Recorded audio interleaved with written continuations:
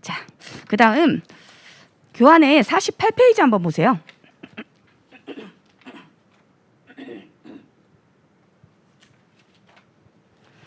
자, 48페이지 여기까지 좀 보고 이제 정리할게요. 자, 48페이지는 연말정산 제도를 얘기를 하고 있거든요. 자, 연말정산이라는 게 뭐냐? 내가 주식회사 A라는 회사에 근무를 하고 있어요. X 1년도에. 그래서 A로부터 이제 1월 달부터 쭉 급여를 받겠죠. 뭐 급여도 받고 상여도 받고 할 거잖아요. 그래서 그냥 쭉 이렇게 급여를 받았다, 10씩 받았다 해볼게요. 가정해볼게요.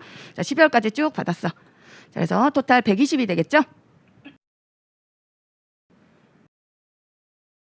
자, 그리고 그 근로소득 지급할 때도 아까 원천징수 대상이었잖아요. 그렇죠? 그러니까 원천징수 하고 지급했겠죠. 자, 원천징수는 간이세액표가 있다 그랬죠. 세액표가 있다 얼마대라는. 자, 그 표에 따라서 떼면 된다. 그래서 회사에서 그 간이세액표에 따라서요. 그냥 일찍 뗐다 이렇게 가정해 볼게요. 자, 이렇게 했으면 자, 지금 3개월 이하 근무하는 자가 아니잖아요. 3개월 초과 근무를 하죠. 자, 이러니까 얘는 상용직이네요. 자, 상용직이면 분리과세 없어요. 분리과세 같은 거 없어요. 아까 일용직만 분리과세요. 상용직 분리과세 없다. 자, 이러면 정산해줘야 된다는 얘기 아니야. 자, 정산 언제 한다? 맨날 목을 혹사시키니까. 자, X 1년도 소득이다. 자, 그러면 정산 언제 하는 거다?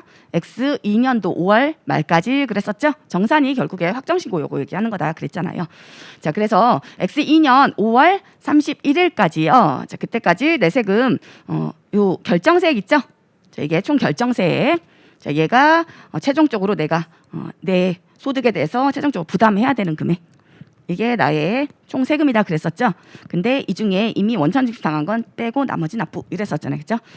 자, 그럼 이게 원래 원칙인데요. 자, 근데 근로소득자들 우리나라에 거의 뭐 3분의 1 이상이 근로소득자잖아요. 그래서 자, 엄청나게 많은 그 근로소득자들이요. 다 5월 달에 가서 종합소득세 자기 거 원래 자기 거 자기가 신고 납부하는 거죠. 자, 자기 거 자기가 다 이렇게 5월 달에 정산하고 이러려면 세무서가 그때 가면요. 5월 달에 한번 세무서 나중에 가실 일이 있겠죠. 가보면 엄청나요. 뭐 그냥 미어 터져요. 엄청나게 많겠지 사람들. 그런 근로소득자들 외에도요. 세금 신고 납부해야 되는 뭐 사업소득자들도 있을 거고 많을 거 아니에요. 자, 그렇기 때문에 5월달에 세무서 엄청나게 복잡하거든요. 그리고 요즘에는 거의 전자신고한다 그랬죠. 근데 홈택스도요. 막 다운되는 경우도 있어요. 너무 막 몰리니까 폭주하면 다운되잖아요. 막 그래서 되게 복잡한 그 시기 5월달에 자, 이때 꼭 이렇게 세금을 정산을 해야 되냐? 자, 그렇지 않고요. 자, 그걸 회사가 대신해 주거든요. 지급자이죠. 주식회사 A다. 자, 회사이죠. 자, 회사에서 대신 정산해 주라 이거예요. 자, 그걸 뭐라 부르냐? 자, 연말정산이라고 부르죠. 연말정산은 그냥 뭐 뉴스나 이런 데서도 많이 들어보셨죠. 연말정산. 연말정산. 말은 연말정산인데 정산해준다는 얘기잖아요. 근데 이걸 지급자인 회사가 대신 해주는 거다. 내 세금인데 근로자 갑이었다면 갑 내 세금이지만 그 세금을 대신 회사가 정산해주는 걸 얘기를 하는 거다. 지급자가. 자, 그걸 연말정산이라 하는데 정산해주는 거 연말에 한다. 근데 연말에 하진 않죠. 사실. 다음 연도 초에요. 다음 연도 초에. 그래서 X 1년도 거 그 근로소득에 대해서요. 언제 해주냐? 다음 연도 2월. 다음 연도 X 2년도 2월 달 또 근로소득 지급할 거 아니에요. 자, 그때까지 정산을 해줘요. 다음 연도 2월 근로소득 지급할 때 정산해서 지급해요. 자, 그래서 결국에 X 1년도 소득에 대해서요. 이거 정산하는 거 회사가 대신해 주는 거다. 지급자인 회사가 대신해 주는 걸 연말 정산이라고 하는구나 생각하시면 돼요. 자, 이런 연말 정산, 그러니까 내 걸 대신 정산해 주는 거 지급자가. 자, 이 제도를 두고 있는 게 근로소득만 그렇지 않고요. 사업소득 중에도 일부가 있고요. 그리고 기타 소득에서도 일부가 있고요. 그리고 연금소득 중에 공적연금이라고 해서 국민연금 이런 것들 공적연금이죠. 이거는 다 가입해야 되는 것을 의무적으로. 자, 이런 것들 공적연금이라고 부르는데 자, 그런 것들은 연말정산 대상으로 두고 있거든요. 근데 뭐 지금은 그게 중요한 게 아니고요. 가장 대표적인 게 연말정산 하는 소득이 근로소득이요. 그래서 근로소득만 지금은 잘 기억을 하시면 돼요. 자, 나머지 또 연말정산하는 소득 그런 것들은 나중에 배우시면 되고요. 자, 지금은 근로소득만 봐주시면 된다. 자, 그럼 정산을요. 자, 5월달에 원래 내 세금 내가 직접 정산해야 되지만 그거를 지급자가 대신 정산해 주는 걸 얘기한다. 그럼 시기를 땡겨서 하는 거죠. 자, 그래서 총급여액. 자, 총급여액 내가 지급받은 1년치 총급여 토탈하면 120이겠죠? 자, 여기에서 이거 계산 구조거든요. 자, 계산 구조는 조금 이따 설명드릴게요. 자, 그래서 이것도 어쨌든 종합소득 아니요. 종합소득 내에 있는 애죠. 근로소득도 종합소득 내에 있죠. 그 6가지 소득 중 하나. 그래서 계산 구조는 똑같아요. 종합소득 계산하는 거, 종합소득세. 그 계산하는 구조랑 똑같다. 근데 부르는 용어가 약간씩 차이가 있고 공제되는 것들이 약간씩 차이가 있는 것뿐이야. 자, 어쨌든 그렇게 세금 계산하는 구조 있잖아요. 종합소득세. 그 계산 구조에 따라서 쭉 정산해서요. 얘 세금을 계산을 대신 해주는 거다. 자, 그래서 보니까 결정세액이 15 나왔어요. 자, 그럼 이거 다 내면 안 되겠죠, 당연히? 얼마 빼고 내야 돼요? 일씩 원천징수를 당했죠. 그러면 12번, 12개월치 12만큼 원천징수 당했을 거 아니야. 자, 그걸 차감한 나머지를 징수하겠죠. 자, 회사가 했으니까 회사가 직원한테 너 정산해봤더니 3만큼 너 내야 돼. 그러니까 월급 지급할 때 2월달 월급 지급할 때 떼고 지급하자. 그리고 그걸 세무서에다 갖다 낸다. 그러니까 연말정산은 그냥 결국에 그냥 쉽게 생각하시면 내가 정산해야 될 거 5월달에 자, 이걸 지급자가 대신해 주는 거 그것뿐이다. 그러면 나는 이런 것들 공제사항들 이런 것들 있는지 자, 이런 거 회사가 알아서 넣지는 못할 거 아니에요. 자, 그러니까 내가 어떤 공제가 있다는 거 이런 것들은 제출을 해줘야겠죠. 그러면 회사에서는 얘한테 총 지급한 금액이 얼마인지 이런 것들 다 알고 있으니까 원천징수 얼마 있는지 다 알고 있죠. 자, 이러니까 회사가 나머지 공제사항들 이런 서류들만 받아서요 정산을 대신해 주는 거다. 자, 회사에는 연말정산하는 그 담당 직원이 있잖아요. 담당자가 있잖아요. 그래서 아무래도 그냥 일반 그 각각의 근로소득자들은 자기 세금 자기가 직접 정산하기 힘들겠지만 이 회사에는 담당자가 있어서요. 이런 분들은 그 연말정산할 때 교육 받으러 또 오죠. 해마다 또 세법이 바뀌니까 교육 듣고 가서요 정산해 주는 거예요. 직원들 거 다 그렇게. 그래서 아무래도 회사에서 잘 하겠죠. 그러니까 내가 대신 해줘라. 일일이 번거롭게 5월달에 다 신고하게끔 하지 말고 얘기야. 자, 그럼 이때 5월달에 신고할 걸요 대신 해준 거예요. 2월달에. 자, 그럼 5월달에 다시 정산할 필요 있어요 없어요? 얘 갑이다. 갑. 회사에서 정산해 줬잖아요 2월달에. 자, 이러면 뭐 변동될 게 없으면 5월달에 다시 그거 똑같이 다시 신고할 필요가 없는 거죠. 이해됐죠? 그래서 이걸로 끝나는 거예요. 연말정산이 정산된 거야. 그렇기 때문에 또 5월달에 정산할 필요 없다. 그러면 이게 확정신고라 그랬잖아요. 그렇죠? 5월달에 하는 걸 확정신고라고 얘기를 했었죠. 자, 확정신고할 필요 없다는 얘기요. 연말정산으로 끝낸다. 이걸로 정산이 끝났다. 이해되셨죠? 자, 근데 얘가 어떤 경우에는요. 요 확정신고를 해야 되거든요. 5월달에 또 정산을 다시 해야 돼. 자, 어떤 경우냐? 다른 소득이 있는 경우야. 타소득이 있다. 자, 지금 종합소득이죠, 이거? 자, 종합소득 6가지. 자, X1년도 거다. 그러면 X1년도에 있었던 6가지 소득. 분리과세가 아닌 이상은 합쳐서 정산이 돼야 되잖아요. 그렇죠? 자, 근데 얘가 X1년도에요. 이 근로소득이 있었고요. 이거 외에도 사업소득이 있었다. 가정해 볼게요. 아까 뭐 대리운전 뭐 이런 것도 했어요. 그래서 사업소득도 있어. 그래서 지금은 뭐 소득금액 이거는 생각하지 마시고요. 그냥 사업소득도 사업에서 벌어들인 것도 80만큼이 있었다 가정해 볼게요. 자, 이러면 얘는 종합소득이요. 지금 근로소득만 있는 게 아니죠. 사업소득도 있죠. 자, 그럼 이거 합쳐져야 될 거 아니야. 합쳐지면 당연히 세율은 좀 높은 게 적용이 되겠죠. 따로따로 가서 하는 것보다. 우리 아까 봤잖아요. 누진세율. 자, 그래서 좀 높은 세율이 적용될 수 있어요. 자, 근데 자, 이때 정산할 때요. 이걸로 끝난다고 했는데 왜 다시 그럼 5월달에 다시 요거 확정신고 다시 해야 되냐? 다시 정산해야 되냐? 자, 그 이유는 얘가 합산이 안 됐으니까 그런 거죠. 그죠? 이거 종합소득이잖아.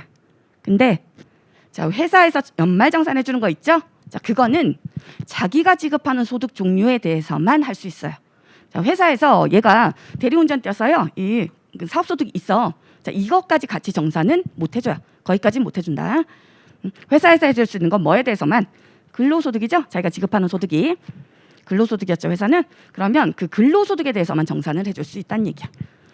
다른 뭐 사업소득이나 이자 배당 같은 금융소득 뭐 이런 것까지 합쳐서 정산해 주진 않아요. 거기까지는 안 해. 이해되시나요? 그래서 연말정산 다른 소득들도 있다고 했잖아요. 근데 그 소득들도 다 마찬가지요. 다 마찬가지로 자기가 지급하는 소득 종류 그것만 정산해 줘요. 그러면 얘는 이때 정산은 근로소득밖에 안 된 거 같네요. 근데 X1년도 소득이죠. 둘 다 합산이 돼야죠. 그러니까 어쩔 수 없다. 자, 이러면 합산해서 5월 달에 합산해서 신고해줘야 돼. 다시 정산해줘야 된다. 이해되시죠? 네. 됐어요. 자, 그래서 합산해서 보니까 근로소득하고요. 자, 사업소득 요거까지 합쳐서 늘어나겠죠, 당연히 금액은. 그렇게 해서 세율이 좀 올라갔어. 6%보다. 가정이야 다 그냥 이해하시라는 거예요. 그래서 합쳐지면 아무래도 세율 올라갈 거 아니에요. 자, 그렇게 해서 해봤더니 결정세 이게 이 사람의 세금이다 했었죠. 이게 이 사람의 총 세금이다 했었잖아요. 20 나왔네. 그러니까 가정이야 이것도. 그럼 마찬가지로요. 얘도 다 내는 거 아니지. 이미 원천징수 당한 세금 이미 낸 세금 있으면 이 소득에 대해서 여기 200에 대해서 낸 세금 있으면 그거 뺀 나머지네 이거 아니에요. 그럼 기납부세액으로 들어갈 금액 얼마일까요? 이거는 시험하고는 크게 상관없거든요. 여기까지 물어보진 않아. 그냥 정산한다는 거 이거 아시면 되고 여기서 이 기납부세액 얼마 빼냐 이런 것까지 물어보진 않는데요. 나중에 실무하실 때 그때는 이거 뭐 얼마 빼는지 그 동기생 중에서도요. 그 세무사 합격 동기 나중에 이제 집체 교육 받으시거든요. 근데 동기생 중에서도 이거 얼마 빼는지를 몰라서 그렇게까지 안 배우잖아요. 거기까지 시험에 안 나오니까. 그래서 얼마 빼는지 몰라서 전화 왔더라고요. 이거 얼마 빼야 되냐고 물어보더라고. 자, 얼마 빼면 될까요? 여기 나와 있지만 얼마겠어요? 얘가 이 이전에 요 소득에 대해서 이전에 낸 세금이 얼마예요? 자, 사업소득에 대해서는 원천징수 안 됐다고 가정했어요. 그럼 얘는 원천징수세액은 0이다. 그럼 근로소득에 대한 것만 원천징수세액이 있다는 얘기 아니야. 그럼 얘가 부담한 세금 요때겠죠 이거. 그죠? 이때 먼저 낸 거 있으면 뭐 그것도 다 정산하고 한 거 아니야. 그러니까 이때 세부담을 보시면 되죠. 자, 이때 세부담 얼마예요? 이거 3이라고 하시면 안 되죠. 12는 이미 낸 거잖아. 이미 낸 거고 부족한 부분 3을 이때 낸 거죠.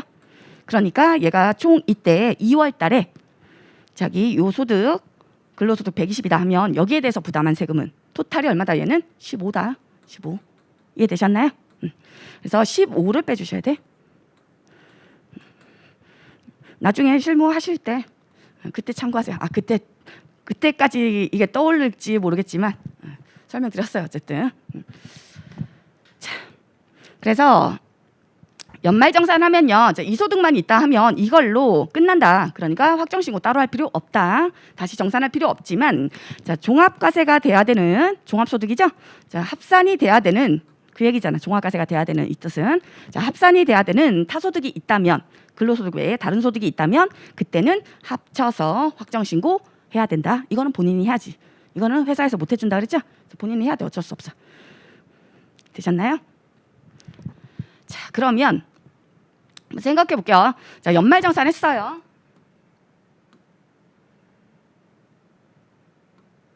자, 회사에서는요. 근로소득에 대해서는 어쨌든 계속근무자다. 자, 그러면 다음 연도 2월 달 근로소득 지급할 때요. 연말정산 해주도록 되어 있어요. 이것도 의무예요. 그러니까 해주겠죠? 이렇게. 자, 그리고요. 나는 지금 타소득이요. 사업소득은 없어. 사업소득은 지금은 없다 가정할게요. 자, 타소득이 있는 게 이자소득이 있어요. 자, 내가 근로소득자다. 회사에서 근무하고 있어도요. 통장에 뭐 이자는 붙을 수 있을 거 아니에요. 몇백 원이라도 붙을 수가 있는 거 아니에요. 그래서 이자소득이 만약에 1,000만 원이 있었다 해볼게요. 은행에 저축이나 보통예금 뭐 이런 것들 갖고 있는 거 있었어요. 거기에 붙은 이자가 1,000만 원이 있었어요. 자, 이러면 얘 5월 달에 확정신고 해야 돼요? 안 해도 돼요? 확정신고 해야 된다는 얘기는 합쳐서 다시 정산해줘야 된다. 그렇죠? 확정신고 안 해도 된다. 자, 그러면 이건 근로소득은 이걸로 정산되고 끝난 거고 얘도 이걸로 끝난 거다. 합칠 필요 없다. 자, 그럼 얘 확정신고 해야 될까요? 안 해도 될까요? 확정신고 안 해도 되죠. 안 해도 되죠. 왜 안 해도 돼요? 종합소득이잖아요. 이것도 이자소득. 그렇죠? 자, 근데 왜 합산 안 해도 되냐? 아까 분리과세 배웠죠. 분리과세. 자, 금융소득, 이자나 배당 같은 이런 금융소득은 얼마까지? 2천만 원까지 그랬죠. 그건 기억하셔야 된다 했었죠. 자, 2천만 원까지는 원천징수 당하면 끝내줄게 했잖아요. 그 얘기가 원천징수 당한 걸로 납세무 종결 나중에 정산할 필요 없다. 합쳐서 정산하고 이렇게 합칠 필요 없다. 이 뜻이잖아. 이해되시죠? 자, 이러니까 얘는 타소득이요. 사업소득은 지금 없는 상태라 했죠. 자, 이자소득, 이런 금융소득 2천만 원 이렇게 있다. 자, 그러면 이거 안 해도 된다. 그냥 얘 근로소득만 정산한 거고요. 이건 원천징수로 끝난 거고. 이해되셨나요? 그래서 확정신고 의무 없어요. 그래서 이거 잘 물어보죠. 잘 물어봐요. 자, 연말정산 제도도 중요하고요. 그리고 이렇게 연말정산을 했어야 돼가.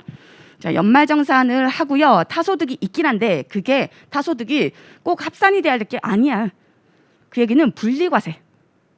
그래서 연말정산 소득이 있다. 소득에 대해서 연말정산을 했고요. 자, and 분리과세 되는 그런 소득이 있어요. 종합소득 내에 분리과세가 있는 거다 했었죠? 자, 이러면 확정신고 의무 없다. 확정신고 안 해도 된다. 자, 그래서 소득세법에서 또 잘 물어보는 것 중에 하나가 이거예요. 확정신고 의무 있냐 없냐? 자, 이거 잘 물어봐요. 이해되시죠? 이거. 자, 아까는 확정신고 해야 된다 그랬어요. 자, 사업소득은 분리과세 없다 그랬잖아요. 원천징수로 끝 이런 거 없다 그랬죠. 그러니까 얘는 무조건 합산이 돼야 되는 애요. 정산이 돼야 되는 애. 그러니까 다른 소득 있으니까 합쳐서 다시 정산 해줘야죠.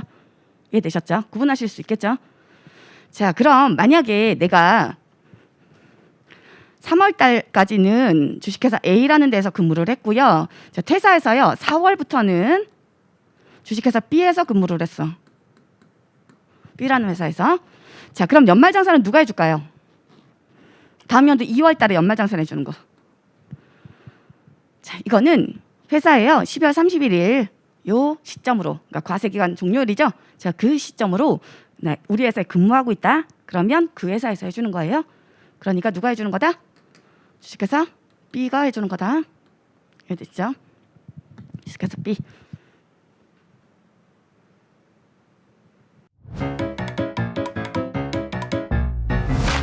에듀윌 유료 회원만의 특별한 서비스.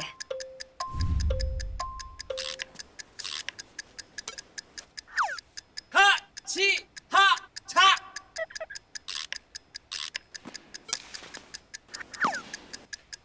하치하차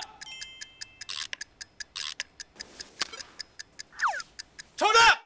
같이 하자 친구야 에듀윌 유료 회원!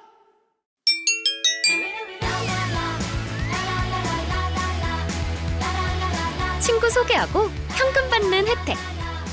오직 에듀윌 유료 회원에게만. 에듀윌. 자, 근데 얘가 지금 1, 2, 3월 달은 주식회사 A에 다녔다 했잖아요. 그러면 그 A에서 받은 소득에 대해서는 A에서 정산해 줘야 되겠죠. B는 B에서 받은 소득 이걸 거 아니야, 일단 기본적으로. 자, 그럼 A에서 자, 내가 3월 달에 3월 말에 퇴사했다. 자, 이러면 얘 연말정산 언제 해줘야 되냐? 연말정산은 원래 다음 연도 2월 달에 하는데요. 자, 근데 이렇게 과세기간 중에 중도 퇴사해요. 그럼 12월 31일에 근무 안 하고 있다는 얘기잖아요. 자, 중간에 퇴사한 사람인데요. 다음 연도 2월 달까지 기다려. 이럴 수 없죠. 그죠? 자, 그래서 이렇게 중간에 퇴사한 직원은요. 연말정산을 언제 하냐? 자, 퇴직한 달, 마지막 달, 그 3월 달 있죠? 자, 그때 근로소득 지급할 거잖아요. 그때 정산해서 지급해요. 줄 거 주고 받을 거 받고 정산해서 다 이때 끝내란 얘기야. 그래서 최종 월에 그 마지막 달 퇴직 월에 근로소득 지급할 때 그때 정산한다.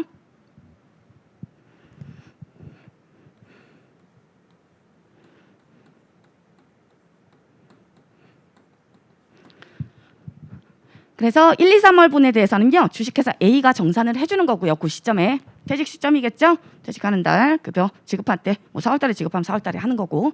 이해되셨나요? 그래서 연말정산 시기는 두 개다. 두 개. 계속 근무자다. 자, 그 얘기는 과세기간 말 12월 31일 현재 근무하고 있는 자다. 그럼 다음 연도 2월. 중간에 퇴직한 자다. 그럼 언제? 퇴직한 달. 근로소득 지급할 때 정산해서 지급해라. 이때 다 줄 거 주고 받을 거 받고 다 끝내라. 이 얘기야. 이해되셨나요? 자, 그러면 12월 31일 현재 근무하고 있는 거는 주식회사 B잖아요. 그러니까 다음 연도 2월 달에 주식회사 B에서 자, 얘가 정산을 해준다 그랬죠? 연말정산. 다음 연도 2월 달엔 얘가 정산해준다. 자, 이러면 주식회사 B는요. 4월부터 12월 달 이거는 자기네 회사에서 근무하면서 받은 월급이 맞죠? 그러면 4월부터 12월분 자, 이것만 정산해주면 끝나요? 그럼 될까요? 그러면 끝날까요? 갑이다 하면 갑은 이걸로 끝날까요? 여기는 A에서 정산 받았고요. 그리고 여기 뒷부분 4월부터 12월은 B한테서 정산받아. 자, 이렇게 끝? 그러면 안 되죠. 개인의 과세기간 1년이잖아요. 1년. 1년이고요. 자, 그리고 같은 근로소득 아니요. 그 내가 지급한 것만 정산해라 이게 아니었죠? 내가 지급하는 소득 종류만 정산할 수 있다 그랬잖아요. 그러면 B가 다음 연도 2월 달에 정산할 수 있는 건 근로소득이면 정산할 수 있다는 얘기요. 이해되셨나요? 자, 그럼 여기 앞에서 받은 1, 2, 3월 달 주식회사 A에서 받았죠? 자, 그 A에서 퇴사할 때 A가 정산해서 정산한 내역을 줄 거 아니에요. 그 내역을 B한테 제출하는 거야. 자, B한테 제출해서요. B는 요 1, 2, 3월 있잖아요. A로부터 받은 거 그것까지 합산해서 그래서 정산해 주는 거예요. 1년치 소득이 합산이 돼야 되죠? 이해되셨나요? 자, 그 얘기는 그럼 A에서 따로 정산하고요. B에서는 4월 달 것까지만 4월부터 12월 요것만 정산해서 자, 이러면 확정 신고해야 돼. 그때는 B에서 정산을 안 해줬으니까 그러니까 서류 제출해줘야지. 중간에 내가 입사했다. 과세기간 중에 입사했다면 그 전 근무지 거 있죠? 소득, 내역 그리고 원천징수 당한 금액 있잖아요. 이런 것들 확인할 수 있는 서류. 원천징수 영수증이라 그래요. 원천징수 당한 그 내역이다. 원천징수 영수증. 자, 그거를 제출해줘야 돼. B한테. 그럼 B가 그거까지 합쳐서 1년치 근로소득을 정산을 해주는 거다. 이해되셨죠? 자, 어떤 의미인지 아시겠죠? 자기가 지급하는 소득 종류 그것만 정산하는 게 연말정산이다.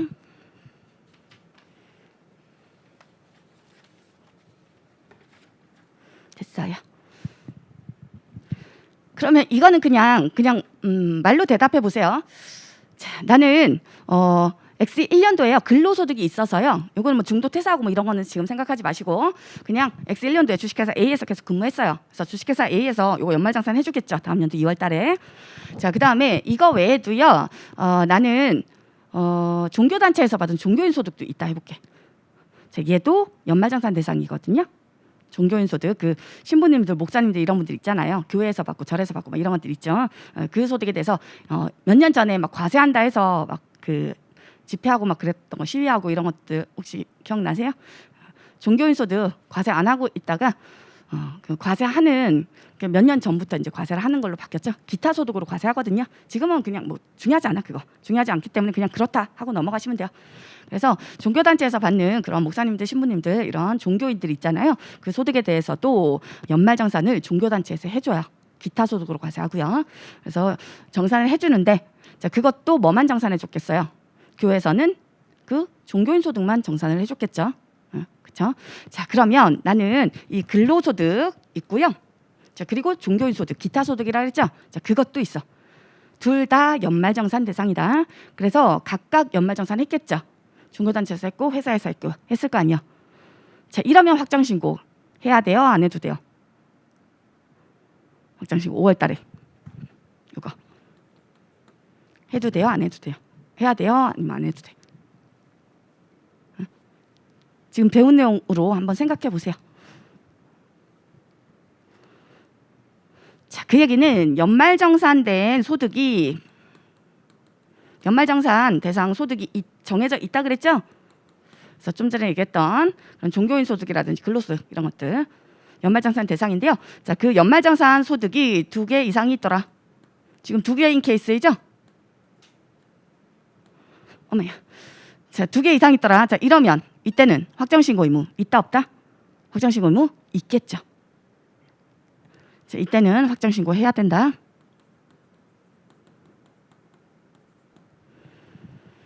그냥 이해하시라는 거예요. 이거는 이게 중요한 게 아니라. 근데 요 내용은 중요하지. 연말정산 소득 2개 이상 있어도 자, 그래도 확정신고 의무 있다는 거 이건 아셔야 된다.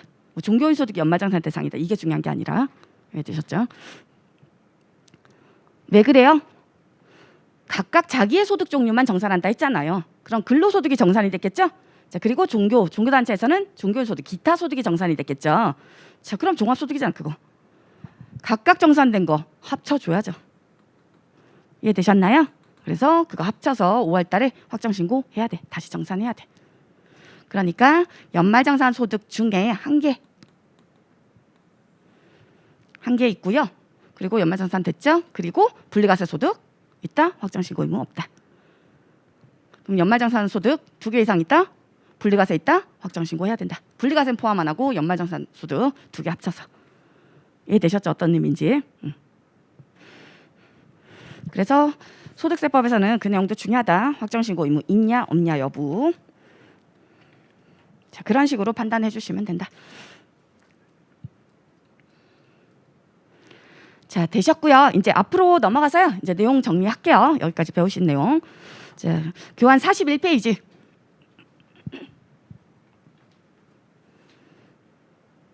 자, 교환 41페이지에 보시면 소득세는 개인의 소득은 과세하는 게 소득 원천설에 근간을 두고 과세소득의 범위를 규정을 하고 있다.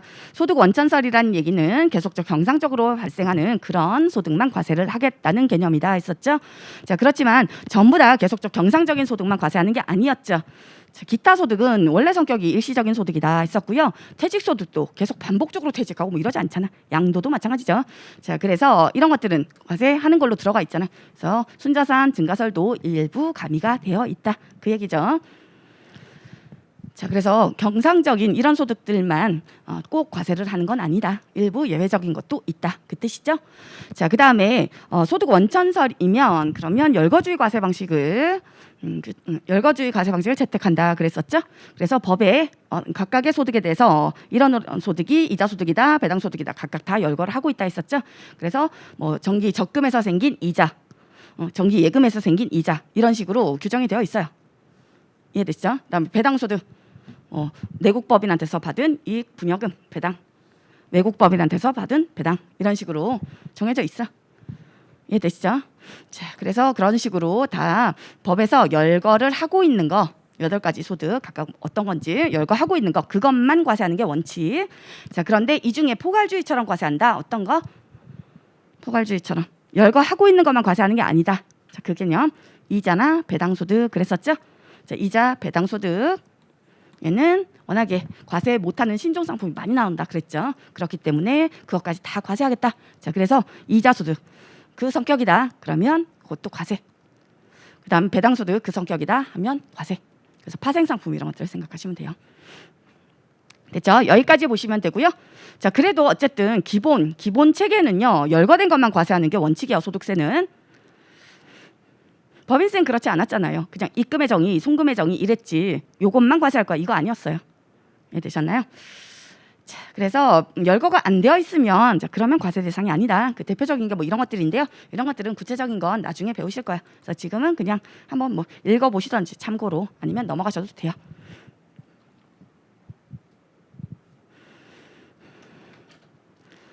됐죠? 자, 다음 페이지 교환 보시면요. 42페이지죠. 자, 42페이지 기본적인 내용 총칙에서 정리해야 될 거 아니에요. 법인세나 마찬가지로. 자, 그래서 납세 의무자 누구냐? 소득세의 납세 의무자는 개인이죠. 개인이 번 소득에 대해서 과세를 하는 거다. 자, 그럼 개인도 두 분류로 구분을 해서 납세 의무 범위를 달리 규정을 하고 있다 이거죠. 자, 그래서 법인세에서도 우리 내국법인, 외국법인 구분했잖아요. 구분하는 기준은 뭐였어요? 내국법인이냐 외국법인이냐 구분 기준. 그렇죠. 주사무소 본점 그랬었죠. 본점 소재지가 국내에 있다면 내국법인, 외국에 있다면 외국법인. 그게 원칙이지만 본점이 외국에 있어도 우리나라의 사업의 실질적 관리 장소 두고 있더라. 그럼 내국법인. 그랬던 거 기억나시죠? 자, 그것처럼 개인도 내국인, 외국인, 우리나라 사람, 외국 사람 이런 식으로 구분하지 않고요. 자, 거주자와 비거주자로 구분을 하고 있다. 자, 우리는 다 거주자에 해당이 되겠죠. 자, 국내에 주소를 두고 있다. 주민등록하고 있으면 주소 있는 거 아니에요? 자, 거기서 가족들하고 같이 살고 있고 꼭 주민등록 되어 있는 것만 따지진 않아요. 근데 가장 일반적인 게 주민등록지. 그게 주소지잖아요. 자, 그럼 주소를 두고 있다. 그러면 거주자. 외국인도 우리나라에 와서요. 뭐 주민등록 이런 거 했어. 그럼 외국인 등록 이런 것들 하고요. 가족하고 거기서 같이 살고 있어요. 자, 이러면 거주자예요. 이해되시죠? 그래서 국적 이런 걸로 구분하는 게 아니다. 자, 우리나라에 주소를 두고 있다면 거주자에 해당이 된다. 자, 근데 주소를 두고 있지는 않아요. 근데 우리나라에 계속 체류하고 있고 막 이래요.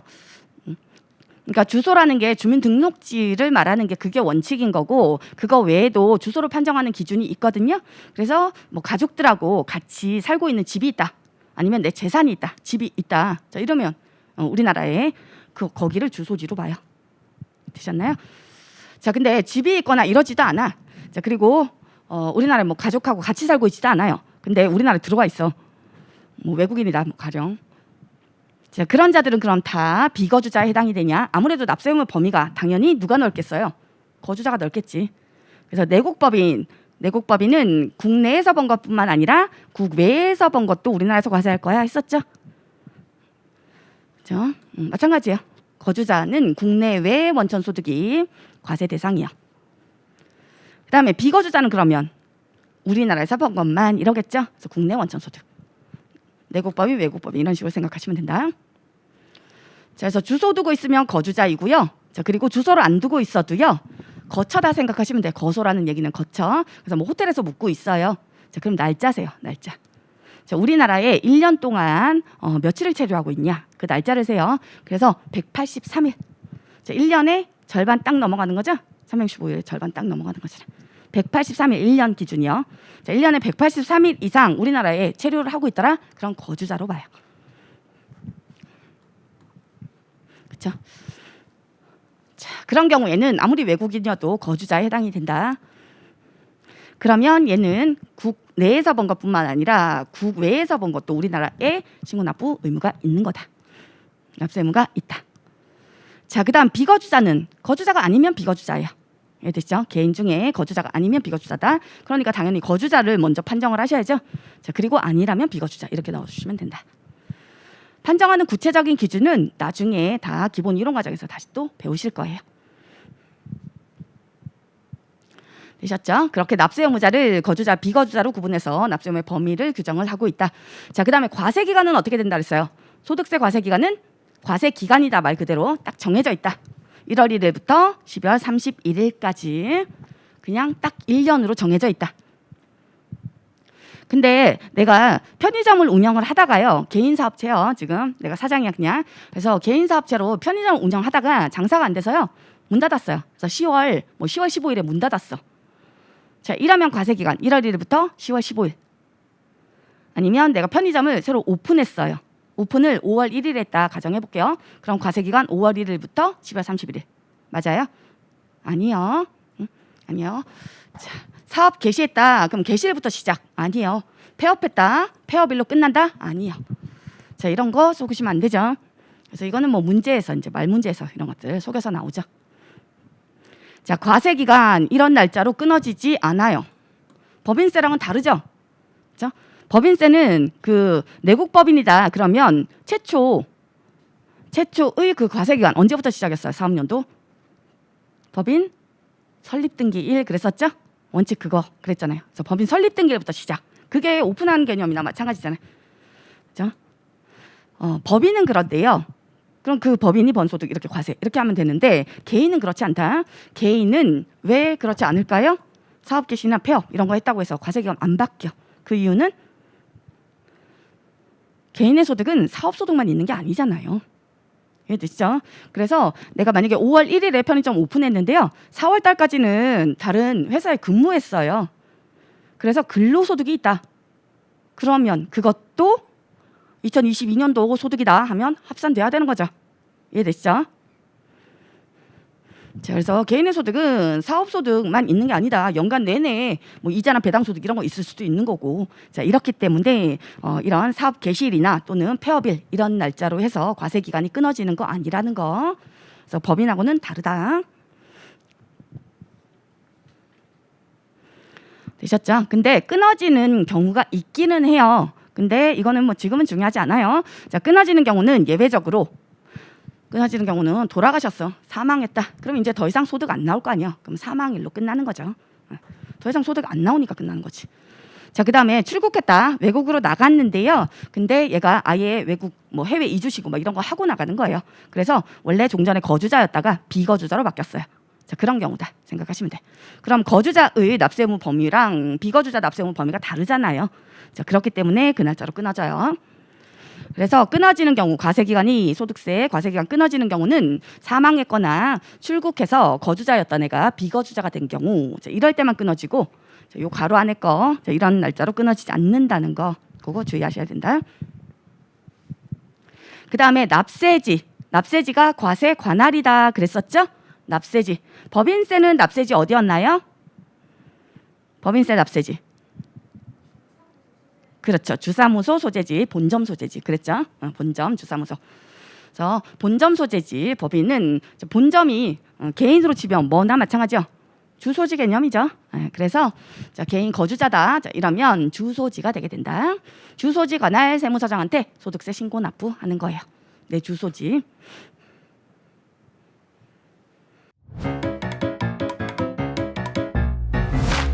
에듀윌 유료 회원만의 남다른 서비스.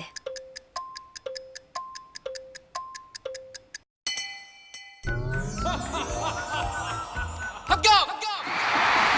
합격하고 돈도 받는 혜택. 오직 에듀윌 유료 회원에게만. 에듀윌. 무료 합격!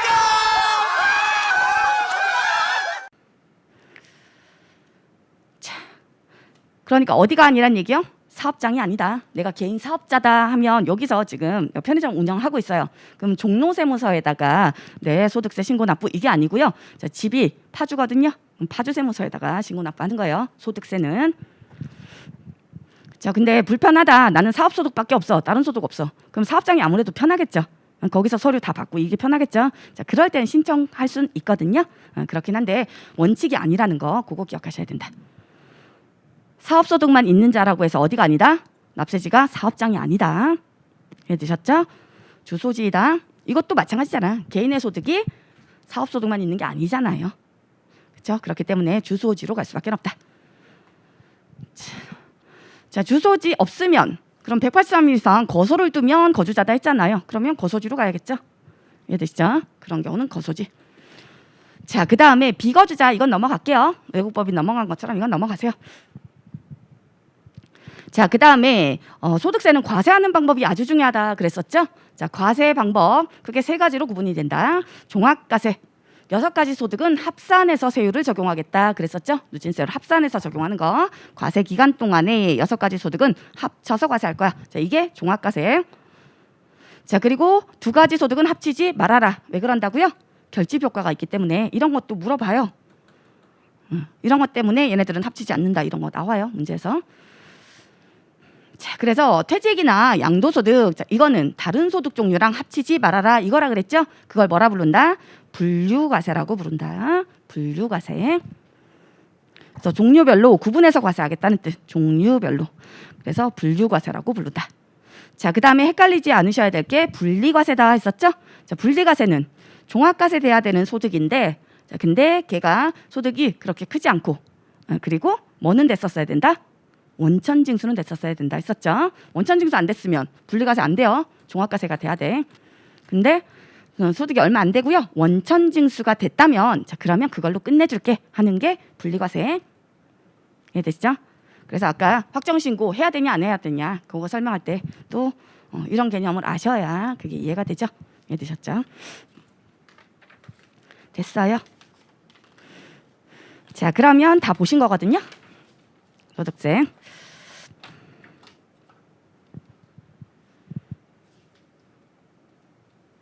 자, 교환 49페이지. 자, 얘는 다 본 내용이야. 지금 본 내용 그냥 정리해 놓은 거예요. 이건 뭐 복습할 때 나중에 다시 보는 걸로 하고요. 자, 그 다음에 이제 51페이지 먼저 좀 보세요.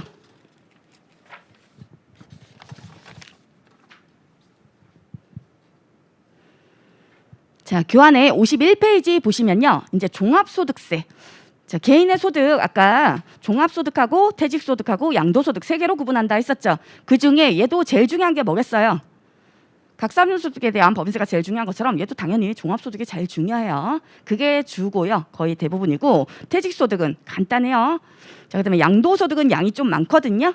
양이 많은 거에 비해서 걔는 좀 이걸 공부를 하는 분량에 비해서 좀 효율성이 떨어져요. 그래서 좀 가성비가 떨어진다는 얘기야. 양도소득이 안 나오는 건 아니거든요. 1차 시험에서도 뭐 많이 나오면 3문제까지 나온 적이 있었어. 40문제 중에.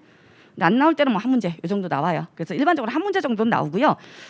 그렇긴 한데 좀 공부할 분량이 되게 많아. 그리고 양도소득은 특히나 좀 정책적으로 많이 변경이 되겠죠. 그때 현재 그 시세 뭐 그 시황에 따라서 막 변동이 엄청나게 되겠죠.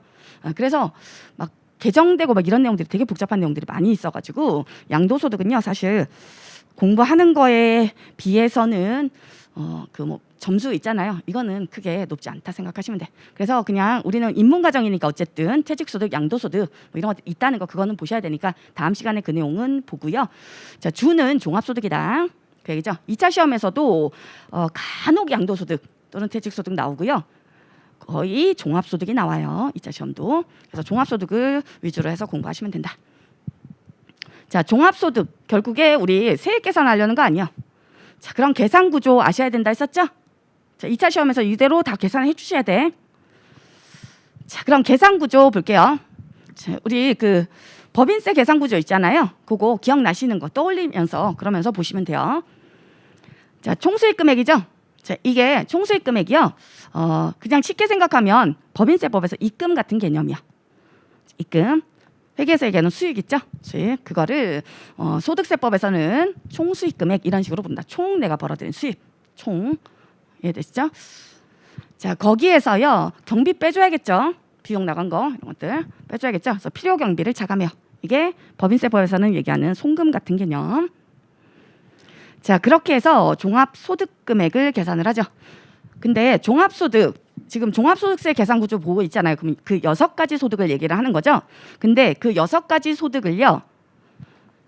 다 합쳐서 총수익 금액 얼마, 필요 경비 얼마 차감해서 종합소득 금액 6가지 소득 나는 만약에 다 있다.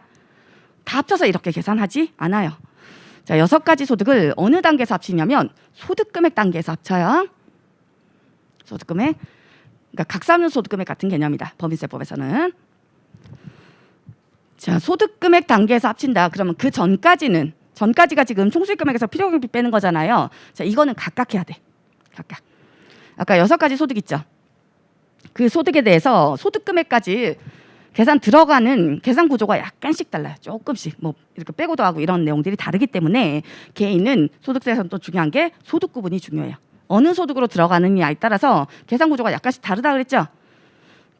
자, 그래서 이거는 10분 쉬었다가 다음 시간에 볼 거고요. 일단은 요 계산 구조만 먼저 좀 볼게요. 자, 어쨌든 그럼 6가지 소득도 각각 어떤 소득인지 따로 집계해야 된다는 얘기요. 종합소득이다 하더라도. 그래서 그걸 각각의 소득금액 계산해야 된다. 이자 소득금액, 배당 소득금액, 사업 소득금액 이런 식으로. 자, 소득금액이란 얘기가 뭐예요? 소득금액. 자, 소득하고 소득금액은 다른 얘기요. 소득은 나한테 총 생긴 거 다 얘기하는 거야. 그래서 여기서는 총수익금액 같은 개념이요. 그죠? 이거는 소득. 근데 거기에서 뭘 뺀 거? 필요경비를 뺀 거. 자, 필요경비를 뺀 걸 소득금액이라고 얘기를 해요. 소득금액. 각사업연도 소득금액 이랬잖아요. 직접법으로 계산하면 입금해서 송금 뺀 걸 얘기한다. 그랬었죠? 그러니까 필요경비 빠진 걸 얘기하는 거다.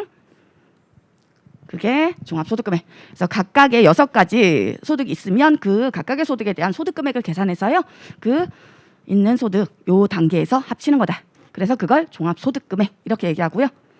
자, 그 밑에부터 이제 같이 계산 구조 가는 거예요. 자, 여기에서 종합소득공제라는 걸 자금해준다. 그래서 소득에서 빼준다 했었죠. 그래서 소득공제다. 종합소득이잖아요. 그러니까 종합소득공제 이렇게 부르겠죠. 그래서 소득공제다. 소득에서 빼주는 거다. 소득공제.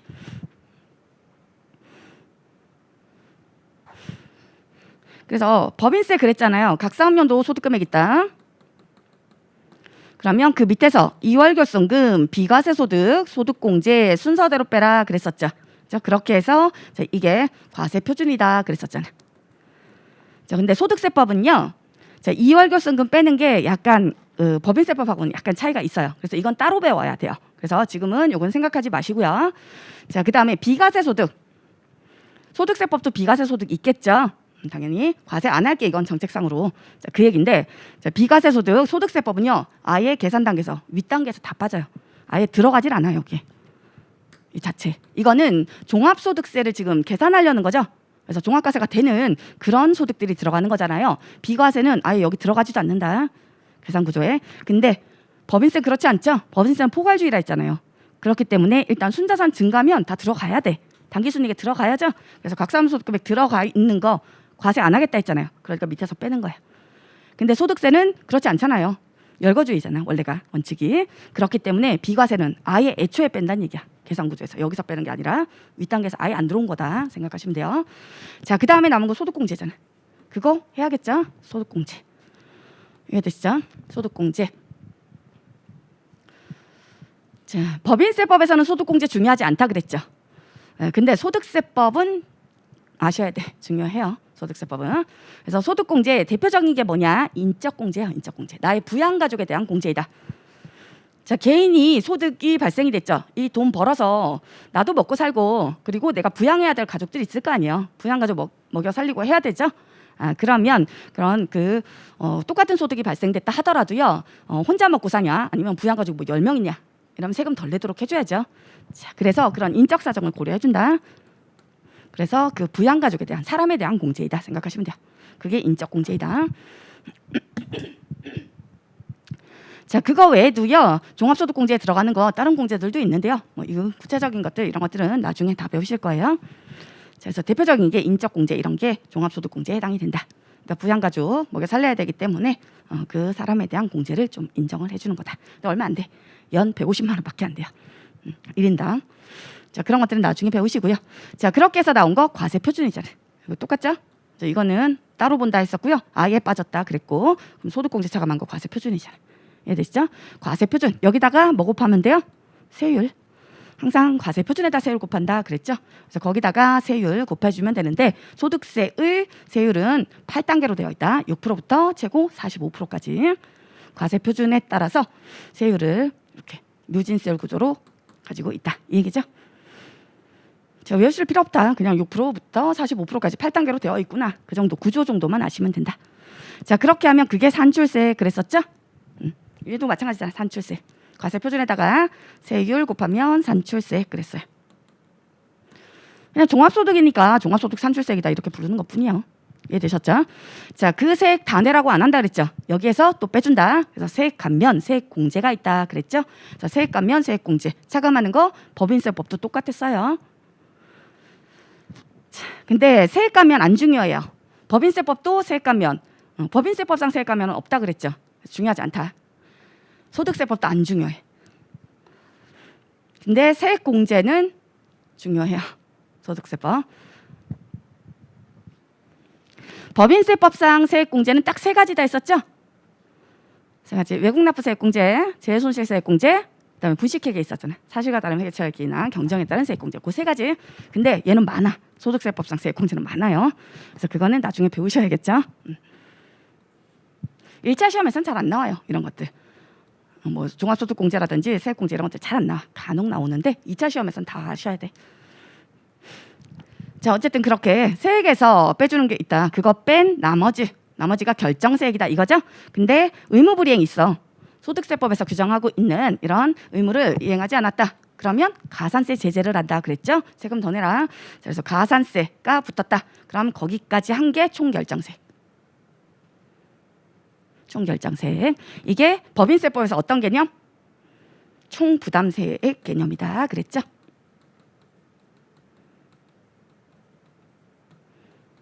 그래서 법인세법하고 계산구조 똑같잖아요. 보면은 공제사항 이런 것들이 약간 차이가 있고 이런 것뿐이에요. 계산구조는 기본적으로 똑같다.